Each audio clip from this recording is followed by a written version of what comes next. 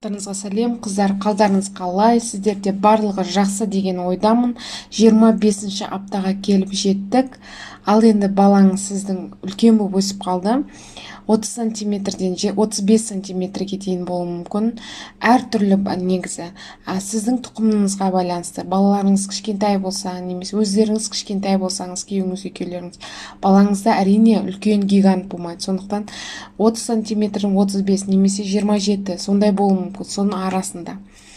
Және де баланың салмағы да үлкейіп қалды. 600 граммнан 700 граммға дейін. 700 граммдай болды балаңыз.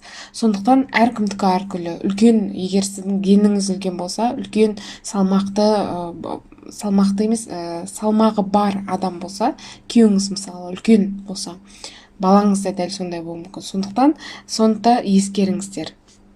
Барлық сіздің эмоцияңыз, настроениеңіз барлығы бала біледі. Егер сіз қатты сөйлесеңіз, құлағын жапқандай болады. Сіз егер қатты түшкірсеңіз, қатты светке қарасаңыз, бір жарық жерге барсаңыз, көзін жапқандай болады. Бала барлығын біліп отыр іште. Және де көбінесе баланың ішкі құрылыстары не дамып жатыр? Басы, ең бастысы, басы күшті дамып жатыр. Жаңа суреттерден де қарасаңыздар болады, басы денесіне үлкендеу сияқты. Ол сондай болу керек, қыздар. Бас деген жақсы даму керек, өйткені баста бас деген ол барлығын контролировать етіп тұратын орган. Ол нервтер жүріп жатыр. Ол бас дамымаса болмайды. Сондықтан бас даму үшін жақсылап кальций ішеміз, қыздар. Немесе кальций дәрілік түрінде ішкіңіз келмесе, сүт ішеміз, қатық ішеміз, творог ішеміз, сондай кальцийге. Өйткені бала, айттым ғой, алдыңғы видеоларда сіздерге айттым, бала деген барлығын керегін алып алады, сіз кальцийсіз қалатын.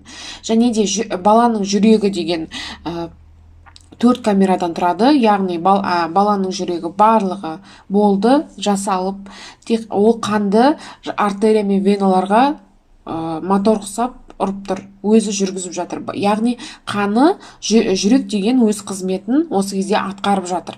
Және де өкпесінде, мен алдындағы видеода айтып кеттім, сурфактант жаймен деп дамып жатыр. Ол сурфактант деген не екенін алдыңғы видеодан көрсеңіздер болады. Және де осы аптада басталатын, ол костный мозг дейді, ол сүйек миы дейді ғой, сүйек миы не істейді? Ол қан жасаумен айналысады. Лейкоциттермен, эритроциттердің бәрін жақсылап жасап, біздің ағзаға қанға жіберетін орган. Осы органның жұмысын басында сізде селезенка дейміз, көк бауыр, және де бауыр атқарып отырған осы жұмысын. Енді қазір жаймендеп өз жұмысын өмірге келгенде біз қазір біздің қанымыздың жасалуын костный мозг атқарады. Сондықтан осы жұмысты қазірден бастап, осы 25-ші аптадан бастап өз жұмысын алып отыр сүйек миы. Және де қыздар, біз осы видеоны өте нақты және аз қылғым келіп отыр. Және де егер ерте туып қалсақ не болады? 25-ші аптада туып қалатын қыздар болады. Қыздар, қазір ешқандай стресске бермеңіздер. Біреу сізге ұрысып жатса, күйеуіңізбен ұрысып қалсаңыз, немесе туысқандарыңыз, тағы да бірдеңе, көп қой өмірде проблема. Бәрін ойлаңыз. Ең бастысы менің балам. Не болса да, кіммен төбелесіп жатыр, не істеп жатыр, менің шаруам жоқ деу керек. Неге? Өйткені 25-ші аптада сіз туып қалмаңыз керек. Сіз ешқандай стресске ұшырамаңыз. Ішіңіздегі баланы ойлаңыз. Өйткені қыздар, 25-ші аптада жаңағы сурфактан дамып жатыр дегенмен, бала, мен өзім неонатолог болып 2 жыл роддомда жұмыс істегенмін. Неонатологпын ғой мен, негізі узкий специализация бойынша. Неонатолог деген кім? Бала, сіз кесарево туған кезде, баланы алғаннан кейін, кесареводан кейін бала ұйықтап тұрады. Соны откачать етіп, баланың бәрін мұрындарын тазалап, керек болса реанимацияға жіберіп, реанимацияда баланы қарап, баланы выхаживать ететін адамдарды сол реаниматолог, неонатологтар дейді, немесе неонатологтар дейді қысқаша. Ол 25-ші аптада туған балалар не болады? Мен өзім көзіммен көргем, 700 граммдық, 1 килограммдық балады, 1 келі 300-дер ол толып жатады. Егер кішкентай 700 граммдық балаларда мен көргем, ол балалар аппаратта жасады, ИВЛ аппаратында. ИВЛ деген искусственная вентиляция легких. Бізде айтқанымен сурфактан дамып жатыр деп бірақ ол әлі дұрыс дамыған жоқ. Ол дұрыс дамиды тек 30-шы аптаға қарай, яғни 7-8 айға қарай. Осы кезде баланың ондай ешқандай сурфактант болғанымен ол дұрыс демаламайды. Сондықтан аппаратта жатады ол балалар. Ол аппарат деген отау кішкентай, мынандай қолдағы мынандай өкпесіне өте ауыр. Ол аппарат деген тез-тез қимылдатады. Сондықтан оны көптеген асқынулар болуы мүмкін ертең өмірінде баланың, адам болып кетсе де. Сондықтан қыздар 25-ші аптада ешқандай стресс болмаймыз, ешқандай тууды ойламаймыз, тек қана 38-39 аптада туамыз деп өзімізге осындай установка жасап қоямыз. Өтініш сіздерге. Сосын балалар қалай жату керек осы кезде? Баспен жата ма, төбеге жата ма? Көбінесе бала 25-ші аптадан бастап осы 40-ші аптаға дейін өзінің туатын кездегі положениесін алу керек. Яғни бала деген басымен төмен жату керек. Егер сізде УЗИ жасатып немесе гинекологқа барғанда көрген кезде қолмен ұстап көреді ғой, сол кезде басы төмен түспей тұр десе, оған еш уайымдамаңыз. Өйткені әлде уақыт бар басын төменге түсіруге, баланың түсіруге емес, өзі түседі. Өйткені орын бар, әлі бала айналып орнына түседі. Сондықтан оған әлі уайымдамаңыз. Бірақ көбінесе бала баспен төмен жатады.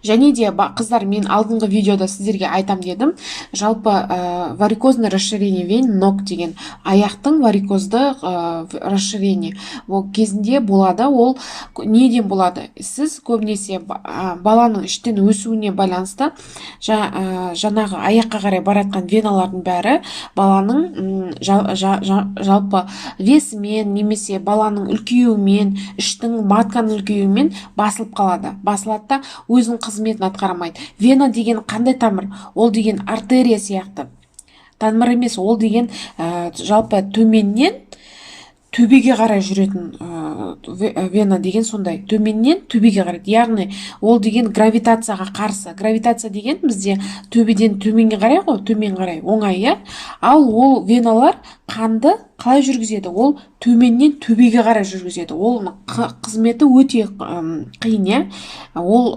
жүкті болмасаңыз да қиын. Егер қазір сен жүктілігің қосылып тұрса, осы жерде оны басып тастап тұрсақ, еще оның қасына кешіріңіздер, орысша сөздері қосылып кетіп жатыр, кешірім сұраймын. Және де ондай нәрселер қосылып кетіп жатса, одан самайын, оның қиындайды жұмысы. Сондықтан аяғыңызда жаңағы варикозный расширение болып кетеді, қыздар. Сондықтан ондай болмас үшін аяғыңыз кешке қарай ісіп, екі үлкен колбаса сияқты болмас үшін көбінесе жүрген кезде, отырған кезде, жұмыста жүрген кезде беріліп жүрмеңіздер, қыздар. Барлығына айтып жүріңіздер, мен жүктімін. Оның ешқандай несі жоқ, қалай айтсам болады, ұялатын нәрсе жоқ. Мен өз басым қанша сіздерге айтқанымен, мен жүкті кезімде өзімде жұмыс істеп жүрдім ғой. Енді 25-30 аптаға шейін әйел жұмыс істейді. Сол кезде мен деген герой болып, пациенттердің үйіне барып, оларды балаларын емдіп, мен педиатр болып жұмыс істеймін ғой. Соны барып, күніне 10 вызов, 15 жоқ, мен бәріне барам деп, сондай герой болып жүресінде, аяғың үйге келген кезде мынандай болып ісіп жатасың. Ондай подвигтің қыздар керек емес. Хитрый болыңыздар, қыздар. Өте барлық адамнан сұраңыз, мен ішім ауырып тұр, менің жүрегім айнап тұр, ішім қатты ауырып тұр, мен ауырма, жасай саласыз ба?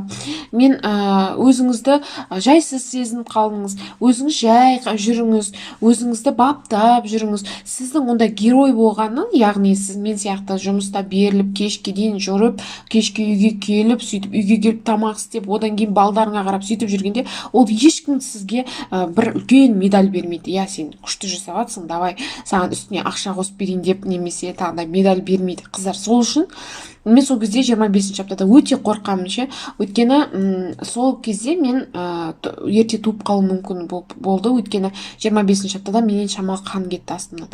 Бір күні 15 вызовқа барып, 5-еуіне жаяу бардым ба, үйлердің арасында жаяу жүрдім. Сол кезде ішім қатты ауырып кетті. Сөйтсем үйге барсам, шамалы қан кеп тұр. Сол кезде мен өз-өзіме стоп дедім. Гүлім, сен қазір таңда, сен әркімге көмектесіп үйіне барып жүресің, одан кейін жұмысқа барасың, сөйтіп жүресің, немесе сен аяқ басы сау бала туасың. Екеуін біреу дедім. Егер сен аяғын таңдасаң, балаңды ойламайсың, сен ерте туып, шала туған бала туасың деп өзіме қалай айтсам болады, сондай установка бердім. Содан кейін мен басқаша болып кеттім жұмыста. Барлығын сұрайтын болдым. Мен қазір не болмай тұр, 3 күнге мен больничный алсам қандай болады деп өзімді аяп қарайтын болдым. Өйткені сіздің балаңыздың денсаулығы тек сізге ғана керек. Басқа адамдарға сіздің жұмысыңыз керек. Жаңағы жұмыстағы адамдарға сіздің жұмыс дегеніңіз керек та, мотор ұқсап.